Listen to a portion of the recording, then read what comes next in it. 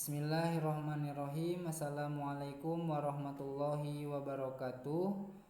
Di sini saya akan mempresentasikan mengenai memahami konsep silabus bahasa Arab MA kurikulum 2013 ya. Teman-teman semuanya sudah tahu di sini nama saya Ajeng Nugraha ya. Apabila ada yang belum subscribe YouTube saya ada di sini, IG-nya kalau misalnya belum follow silahkan follow ya. Saya dari Universitas Muhammadiyah Palangkaraya. Nah, silabus bahasa Arab MA kurikulum 2013 ini diajukan untuk madrasah aliyah ataupun SMA ya tahun 2020 karena pembelajaran ini tahun 2020 sekarang ya. Nah, di sini kenapa saya mengambil SMA atau MA? Karena SMA juga ada yang mempelajari bahasa Arab seperti SMA Islam dan SMA yang lainnya. Lanjut, di sini ada pengertian silabus. Karena kita akan memahami silabus, maka di sini pengertian silabus terlebih dahulu ya. Silabus istilahnya di sini merupakan rencana materi pembelajaran pada suatu mata pelajaran dengan tema atau judul tertentu yang dijadikan acuan untuk pengembangan materi. Jadi untuk mengembangkan materi ini harus ada acuannya ya. Nah, setiap silabus mengandung dan mencakup standar kompetensi dasar, kompetensi materi ya, materi pembelajaran, indikator, alokasi waktu dan sumber belajar yang dikembangkan oleh setiap satuan pendidikan berdasarkan keadaan lapangan. Lanjut, di sini ada prinsip pengembangan silabus. Prinsip pengembangan silabus di sini adalah dikembangkan di setiap satuan pendidikan berdasarkan keadaan, keadaan sosial pada masing-masing tempat satuan pendidikan agar pengembangan silabus tidak keluar jalur dan berada dalam tingkat pendidikan. Maka harus diperhatikan beberapa prinsip-prinsip pengembangan silabus yang telah ditentukan. Jadi di dalam silabus ini juga memiliki prinsip. Makanya dari itu kita pun hidup harus memiliki prinsip ya.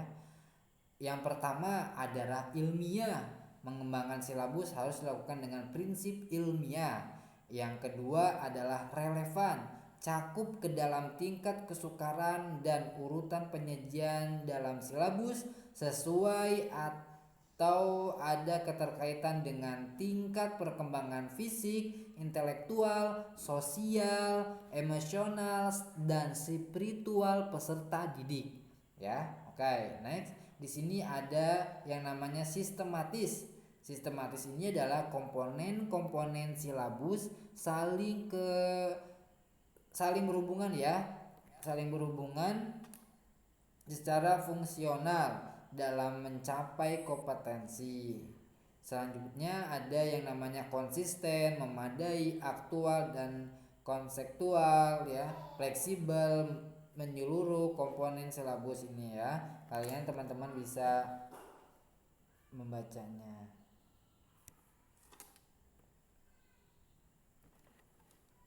Oke. Maaf ya tadi ada iklan sebentar. Kalau ada iklan gak rame ya. Nah, ada kompetensi lulus kelompok bahasa Arab pendidikan ini. Jadi setelah mempelajari bahasa Arab dan sastra di SMA atau MA, peserta didik diharapkan mampu menggunakan beragam fungsi sosial ya, kebebasan untuk berkomunikasi baik lisan maupun tulisan dalam berbagai situasi dan topik dengan bahasa Arab yang sederhana. Di sini ada kompetensi mata pelajaran bahasa Arab ya di sekolah menengah atas atau madrasah aliyah ya. Kompetensi bahasa Arab peserta didik ini setelah belajar dari kelas 10 sampai kelas 12, yaitu kelas 10, 11 dan 12. Di sini ada mata pelajaran bahasa Arab diberikan pada tingkat SMA atau MA pada kelas 10, 11, dan 12, muatan bahasa dan sastra menjadi mata pelajaran tersendiri, tetapi di sini ya, pembelajarannya dilakukan secara tematik terpadu dengan mata pelajaran lain dengan mempertimbangkan konteksnya. Jadi harus dipertimbangkan konteksnya ini ya. Kerangka pengembangan kurikulum bahasa Arab tingkat SMA atau MA mengikuti elemen pengorganisasian kompetensi dasar, yaitu kompetensi inti. Kompetensi inti ini meliputi, di sini ada ya.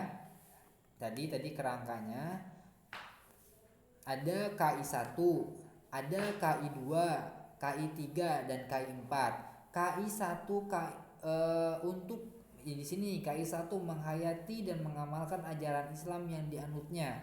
Untuk kelas 10, 11, dan 12 sama tentang KI 1-nya.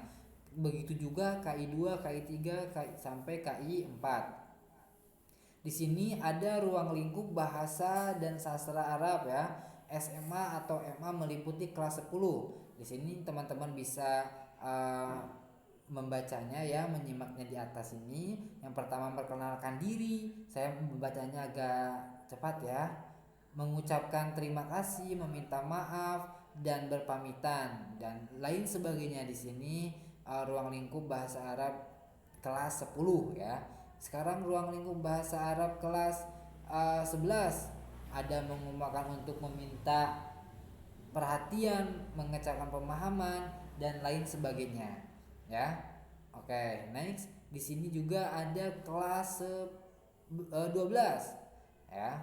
Kelas 12 ini meliputi menyatakan harapan, menyatakan persetujuan, mengemukakan maksud dan tujuan, memberikan perintah dan larangan, menentukan isi teks cerita, membedakan iklan, produk, dan jasa, menyatakan kembali kisah-kisah teladan dalam bahasa Arab. Itu kelas 10, 11, 12 ya konteksnya. Nah, selanjutnya di sini ada pembelajaran dan penilaian ya. Setelah belajar, otomatis siswa ini ada penilaiannya ya. Bagaimana pembelajarannya? Pembelajaran bahasa asing ini sebagai dikemukakan Rickhurst dan Rodgers ya, meliputi ada tujuan ya, ada juga silabusnya, kegiatan demonstrasi, peranan pembelajaran, peranan mengajar, dan peranan materi pengajaran ya. Sekarang penilaian. Penilaian yang dilakukan selama proses pembelajaran bahasa Arab ini mencakup penilaian sikap, pengetahuan, serta keterampilan ya. Di sini juga kemarin sudah dijelaskan oleh teman kita Satria bahwasanya penilaian terhadap keterampilan berbahasa dapat dilakukan secara lisan ataupun secara tulisan ya, atau memperlihatkan hasil unjuk kerja kinerjanya atau praktis, proyek, produk, portofolio yang meliputi keterampilan bahasa, yaitu menyimak, berbicara, membaca, dan menulis ya, yang kemarin sudah dipaparkan oleh saudara Satria. Kita bahasa ini menyimak, berbicara, membaca, dan menulis dalam penilaiannya. Selanjutnya, penilaian pembelajaran bahasa Arab dan sastra mengacu kepada kompetensi 4 kemahiran berbahasa Arab ya. Kompetensi kemahirannya itu menyimak. Tadi menyimak ini meliputi penilaiannya melafalkan ulang ya, mengidentifikasikan bunyi, membedakan bunyi yang mirip ya, karena dalam bahasa Arab ini banyak sekali bunyi-bunyi yang mirip ya. Banyak sekali. Sa, sya, so, dan lain sebagainya. Ya, bunyi-bunyi yang mirip ini. Menentukan makna kata melalui gambar. Menentukan makna kalimat melalui gambar. Merespon ujaran berupa kalimat melalui gerakan. Memahami teks sederhana dalam bentuk dialog monoton ya, fakta atau informasi tersurat. Memahami teks sederhana dalam bentuk narasi. Ini Selanjutnya ada kompetensi kemahiran berbicara. Tadi kompetensi apa? Ya, sekarang kemahiran berbicara. Kemahiran berbicara ini menggunakan bentuk ungkapan baku, memperkenalkan diri, menceritakan gambar tunggal, menceritakan gambar berseri dengan panduan pernyataan, menceritakan gambar berseri tanpa panduan, mendeskripsikan objek misalnya kelas atau peristiwa, dan yang selanjutnya adalah wawancara. Di sini juga tadi ada 4 ya. Yang ketiga adalah kompetensi kemahiran membaca. Kompetensi kemahiran membaca ini ada penilaian yang diharapkan pada kemahiran ini untuk peserta didik adalah mampu membaca dengan lancar, cermat, dan tepat. Jadi bahasa Arab ini ada yang ada harkatnya atau disebut Arab gundul. Mereka harus bisa membaca lancar, cermat, dan tepat ya. Menentukan arti kosakata dalam konteks kalimat tertentu, menemukan fakta tersurat dalam teks, menemukan makna tersirat dalam teks ya, menemukan ide pokok dalam paragraf, mengungkapkan ide-ide yang terdapat dalam bacaan, menyimpulkan ide pokok bacaan, yang selanjutnya mengomentari dan mengkritisi isi bacaan. Yang terakhir kompetensi kemahiran menulis. Nah, menulis, penilaian diharapkan pada kemahiran ini adalah peserta didik mampu mengurutkan kata menjadi kalimat. Dalam bahasa Arab ini kata menjadi kalimat, bagaimana caranya? Ya, menyusun kalimat berdasarkan gambar. Gambarnya seperti apa? Susun kalimatnya. Ya, menyusun kalimat berdasarkan gambar, menyusun kalimat berdasarkan kosakata, mengurutkan kalimat menjadi paragraf, mendeskripsikan objek atau gambar tunggal berdasarkan pertanyaan, mendeskripsikan objek atau gambar tunggal. Oke. Next. Di sini ada juga kontekstual pembelajaran sesuai dengan kondisi lingkungan peserta didik ya. Karena sekarang ini masuk ke dalam era globalisasi ya. Sejak di sini ada dekade periode abad 21 ini, maka peserta didik ini dapat memanfaatkan teknologi dan informasi. Pembelajaran bahasa Indonesia kurikulum ya 2013 juga memanfaatkan teknologi informasi dan komunikasi sebagai media sumber belajar. Pemanfaatan TIK ini mendorong peserta didik dalam mengembangkan kreativitas, berinovasi, serta meningkatkan pemahaman dan pengetahuan berbahasa Arab ya. Jadi istilahnya itu untuk mengemukakan ini, maka ilmu teknologi ini kita gunakan sebaik mungkin ya. Kita gunakan sebaik mungkin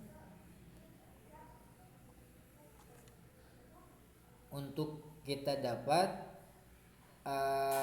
menjadikan pembelajaran.